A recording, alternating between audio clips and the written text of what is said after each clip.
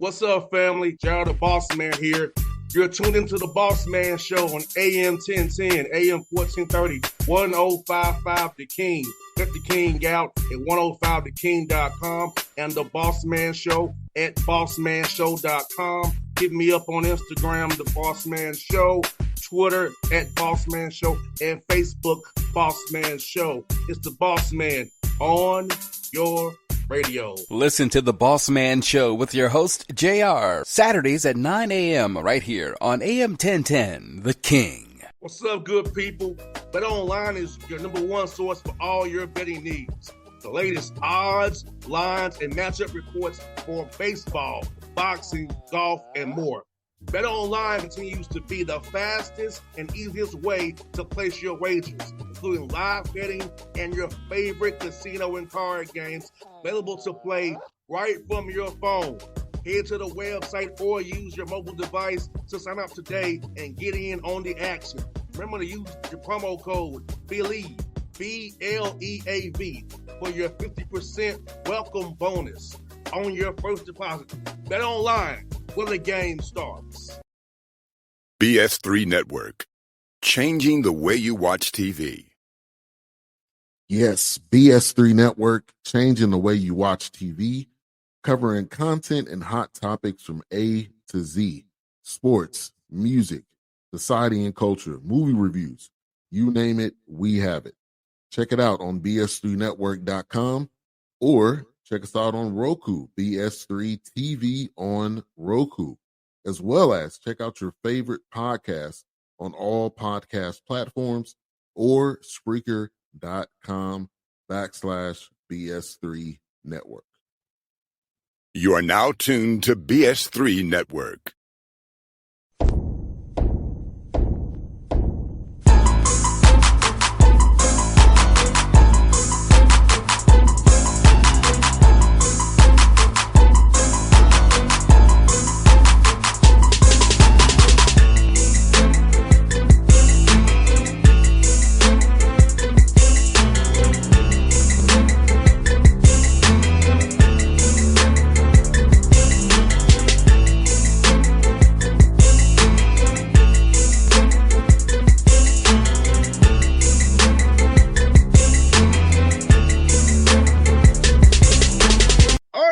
Back on the Bossman Show here in front of the show, Coach Gerdeman, Lindenwood Lions out of the OVC. Coach, how you doing up there, man? St. Charles, Missouri.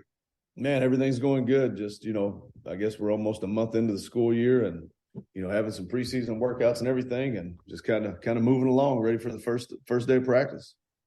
And Coach, how was like the transition last year from D to the D1? Had that transition trying to figure out all the new D1 rules. So how was that first year for you all in the D1, man? And how would you assess it?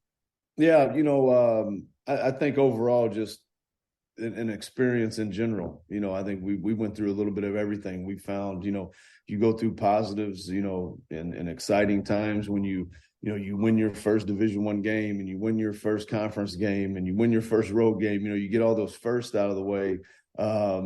And then you go through some stretches where it's hard, which a lot of teams do, and you lose a few in a row and you battle through that adversity. But I thought overall it was really good. I thought we found success in the things that we were looking for as a team, which, not just wins and losses.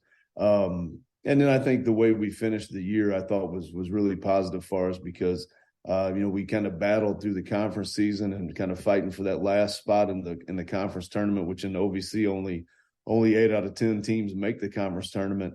And so for us to win our last 2 conference games at home, and both of them were kind of exciting games coming from behind. We win the last one at the buzzer to put us in the tournament. It was like I said, from top to bottom, it was just an experience of everything you could have wanted to experience. We did it. So it was interesting.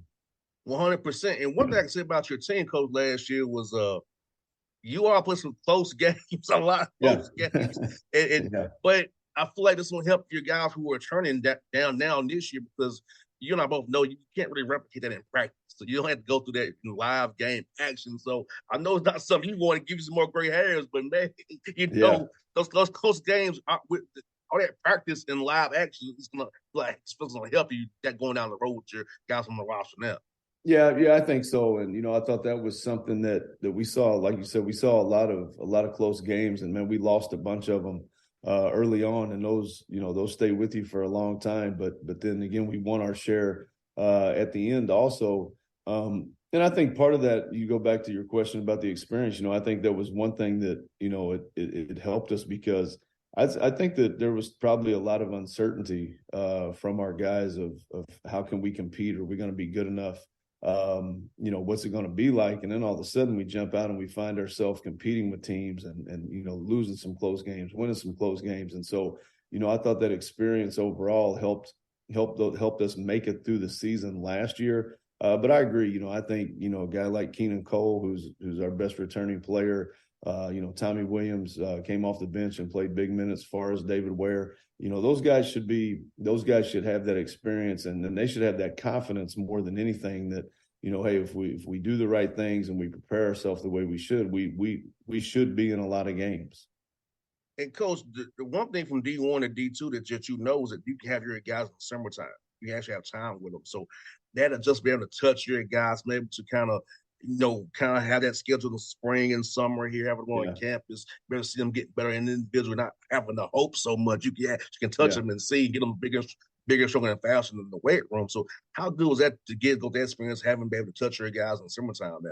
Yeah, a lot. And, I think it helped us a lot. I thought this was a big summer for us because not only, we have a handful of returners, but we've got a lot of new guys they're going to play a big role for us. So to be able to get them in here a little bit in June and July was really important. And I think getting them in the weight room, getting them acclimated to, strength and conditioning at a different level. Even a lot of guys come in and they eat better, for the first time than they were doing at their other schools or in high school, obviously. But then we finished the summer off with a foreign tour. We went to Italy for 7 days, and so to get over there and get that time to bond a little bit, while we were in Italy, and then also obviously play 3 games, and I think that's what to me was really enjoyable about it, because usually you finish your summer camp and you have an idea of what you think your team might be, but you really don't know because you didn't play anybody. So for this time, we got to have our summer camp, then we got to go play 3 games. And so it gave you a better feel of what you think your team could be. And, I thought that was a great experience for us.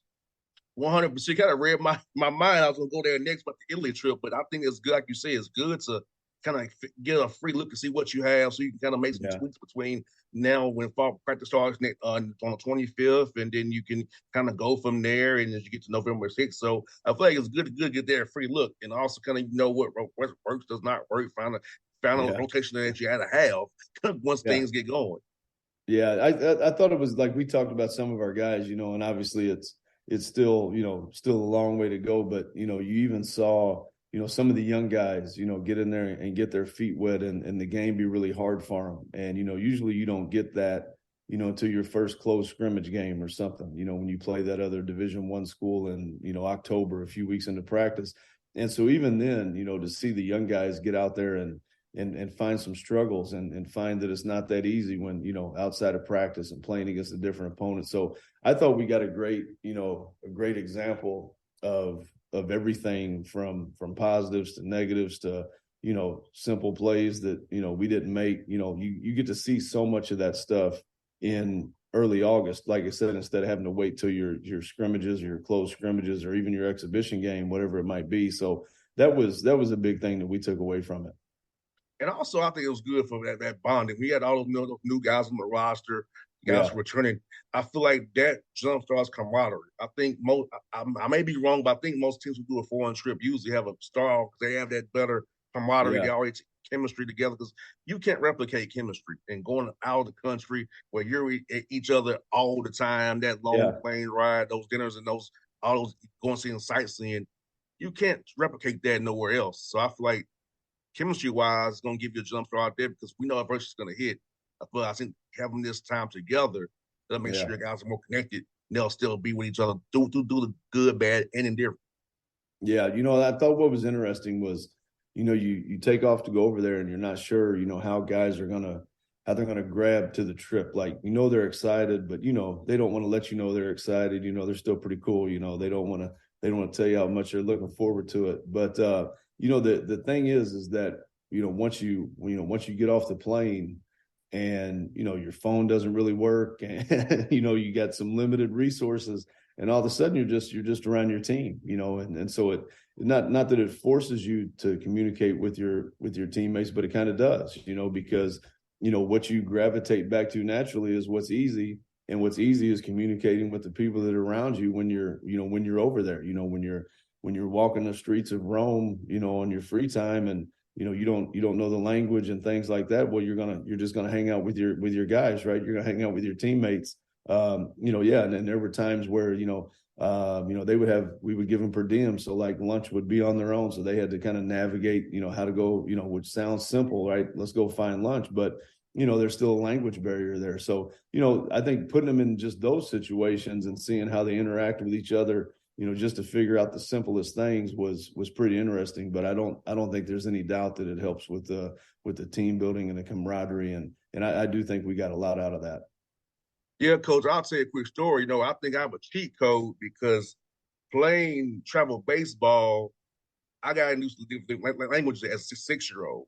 So when I go travel abroad, I can speak some of the languages because I had to deal with French, Portuguese, Spanish, and Dutch. So I know just off general principle that Spanish and Italian is kind of close. Yeah. So for you, so I can think the Spanish way, I can kind of get by. Yeah. Well, we have a guy on our team, Keith Heyman, who's a transfer from Northern Arizona, a grad transfer, and he's got family in Italy, and they actually came to see us the first game in Florence, and so he speaks fluent Italian, so he was obviously one of the more popular players on the trip, because when the guys really needed something, they could go to Keith, and then he could talk for him and help him out. So we did have that, yeah, kind of like you're saying. Yes, indeed. And Coach Gibbs, man, how has recruiting been now since you're D1 level? When people hear Lindenwood, they know D1, and when you call certain parents and players and recruits, all the ears now perked up more since Lindenwood. Oh, you're D1 now. Yeah, I think without a doubt, and I think the first place we see it is right here locally, in the St. Louis area, in Missouri, even just across the state. But it obviously, that's what everybody wants to do, right? Everybody wants to play Division I basketball. They want to play Division I sports in general. But I think that it opens those doors. It excites people. People are more interested about what you're doing. Not just from a recruiting standpoint. We get more calls and emails now about coaches that just want to come and watch practice, or AAU coaches that want to come and watch practice, or high school coaches that want to come and watch practice. More of those than we used to get in the past. And that's all ties back into your recruiting anyway, as you bring people into your gym. So I think what I've been a little surprised about is just the amount of people that want to be around more, because you're a Division I program. And then again, that leads back into the recruiting piece where, right away that you're going to have an easier entry. Those doors are going to be open for you as a Division I program. And so I think it obviously helps. You have to be more organized, I think, as coaches and as a staff. And, because now you're dealing with, if you had a recruiting list of, 50, it probably gets doubled automatically to 100, just because you have people with that much more interest and more people you can touch now, that would be, that want to play Division I basketball. So, but I think it's a huge positive, and obviously it helps without a doubt. And then the OBC's even growing. Like, so you guys got Western Illinois now, and the OBC now with you guys, Southern Indiana. So the OBC's not what I was used to it being over the years. Yeah. But it's a good change. And how excited are you seeing the OBC, how it's changing, and what Beth the Bush and her staff are doing with the OBC as you all been going to year two, has been a member? Yeah, no, I think it's exciting because, and I think when, that obviously they had their challenges when you see teams that left. And I think Beth, knew that she had a challenge of keeping the number right, whether that's 10 teams, 11 teams, 12 teams, whatever they want to go to. But obviously, I think they did a good job of working through those challenges, and we're glad that we were an addition, obviously, with Southern Indiana, and then going out and finding Western Illinois, who I think just makes a lot of sense from a regional standpoint. I think they're a good fit for the league. From a basketball standpoint, I think they've always been competitive, and I think what Rob had started there before he left, and then what Chad Boudreau will be able to do stepping in being the head coach. I think that they'll step into the league and they'll be good. So I think it's going to make our basketball side even better than it was last year. And I think it's exciting to see how the league grows in general. How do we improve upon what we have now? How do we get a bigger media market? How do we make a bigger name for the conference in general? Because I think what you saw last year was a league that I thought was really, really competitive. Like I said, to make the conference tournament went down to the last game of the season. I think they were fighting for, positioning all the way up the pole, from the 4 seed to the 5 seed, 3 seed, 2 seed. Moorhead, I think was gonna win it the regular season, but I just think it's such a competitive league that as we continue to improve our brand, I think people will be excited to see what kind of basketball we have. 100%. Preston does a heck of a job up there. Brad did a good job, got an extension there. So yeah, man, it's just seeing what WC is becoming, man, is very important. I had Chad on the show, man. He talked for 35 minutes. I was like, that was probably just after the first question. I had 4 questions, Coach. 4. 35 minutes. I tell you, I kid you not. It's no joke. Oh, that's funny. Yes, that's sir. Him. Yes, and Coach, I see you playing the MT at Air Force. I had on Joe Scott. He talked about having you guys out there with William and Mary in Omaha. Talk about going out to Air Force, playing the MT, gets those Mountain West teams, all those tough opponents out there, man, that you're going to see out there when you go out there and play those guys. Yeah, I think that, when you look for an MTE, I think you try to find something that, a couple of things. One, I think that can be, kind of unique or give your guys a different experience. And so you can talk about a lot of things and a lot of different places to go. But, I think Air Force provides that, a beautiful place to be for a week of games, a unique campus and university there with what they have. I think that'll be interesting to kind of see for us and our players. But, and then at the end, I think you look for, an MTE where you think you can be competitive. And obviously, I think, technically or traditionally, I wouldn't want to go play probably a Mountain West team. But so you're going to go have a tough game against Air Force, the home team there. But then you hope that you can be really competitive with Omaha and William and Mary, teams that, I think are in leagues that, as we build our program and we're not there yet, but, I think we need to be able to be at the level of those teams in those conferences, and be competitive with teams like that. So I think it'll be, and it's similar to what we did last year when we went to McNeese State. We kind of felt like, these are teams that at some point in the near future, we need to be able to compete with and be as good as. And so I think we're looking at the same thing, when you get out there, like I said, you have a really challenging game against Air Force. And then, you hopefully that, you can show your improvement and show that you're competitive against teams from, similar level leagues that you are. And that's kind of what we're looking for when we get into it. 100%, Coach. Well, I think you're doing a heck of a job there, man. I feel like you have it's kind of like, man, kids, it's like your job has changed from when you got hired. It's like you got hired, his job has changed as you have the job. So you're on your job, the second job almost. Yeah. It's weird because you say that, and it does feel that way because, the one thing, it just feels like we've never been able to stop building since we've been here because, we probably talked about this last time, but I won't waste a lot of time with it. But, you just feel like when we got here the first year, I got the job in July and we had 3 players on the roster. So you're trying to build that, and then that building carries over the next year, and then we run into the pandemic.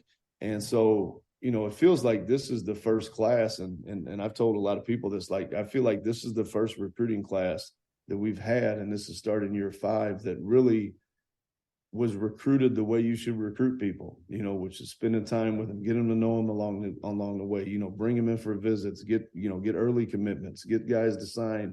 I feel like this is the first true recruiting class we've been able to have. And it took us 4 years to get to it. And so now that I feel like we've got some balance in that side of it. And then, like you say, then all of a sudden you feel like you've got a brand new job when you make the transition from Division II to Division I. So because there's just a lot of different things that come along with that, but it does feel like, that newness is still there. And like I said, when you tie that into the recruiting class, it feels like, okay, now we're here. Now let's get moving forward with our improvement and our process of building our program, because, a lot of the things that it took to get here are over with and settled. And, we feel like we're settled in and ready to move forward. I think this is probably last year those COVID guys been in the system, so it'll normalize even more next year, and hopefully you can still get those high school guys because they're not overlooked right now by the bigger guys. Hopefully you can still get those good high school players who fit what you want to do, but these older guys cycle out of the system. Yeah, no, that's a valid point, because those COVID guys have been around for a while, it seems like, and. But yeah, I do think that's going to even out or level out recruiting, or bring it back to a little bit more of a natural process. And like, if you look at our roster right now, I mean, we're basically all juniors and seniors. And, I think that's one thing that we want to avoid is kind of having those top heavy classes. And that's where your high school kids come back in. And I think can be really important. So I think we're definitely at a point where, you've got to get back to recruiting those high school kids the way you used to, finding the guys that fit your program and can have an impact for sure. Well, Coach, I'm gonna try to get to see you when you play Southern Indiana. That works better for my schedules. Hopefully I can get you there, man, and I can get up here to see you guys. So 100% do that, man. But I'm definitely cheering for you, Coach, and I love our chats, man. I'll definitely looking at you guys, see what you all do, man. And I'm talking to you in March once you win in Evansville, man. Yeah, no doubt, man. Well, I appreciate it. And anytime you're around, man, let me know. Would love to catch up with you. Sounds good, Coach. You be safe, buddy. All right, man. Thank you. All right. All right, we'll see you. BS3 Network. Changing the way you watch TV. Yes, BS3 Network, changing the way you watch TV, covering content and hot topics from A to Z. Sports, music, society and culture, movie reviews. You name it, we have it. Check it out on bs3network.com or check us out on Roku, BS3 TV on Roku, as well as check out your favorite podcast on all podcast platforms or Spreaker.com/BS3 Network. You are now tuned to BS3 Network. What's up, good people? Bet Online is your number one source for all your betting needs. The latest odds, lines, and matchup reports for baseball, boxing, golf, and more. Bet Online continues to be the fastest and easiest way to place your wagers, including live betting and your favorite casino and card games available to play right from your phone. Head to the website or use your mobile device to sign up today and get in on the action.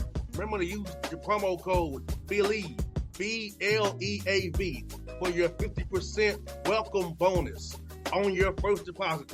Bet Online, where the game starts. What's up, family? Gerald the Bossman here. You're tuned into the Bossman Show on AM 1010, AM 1430, 1055 The King.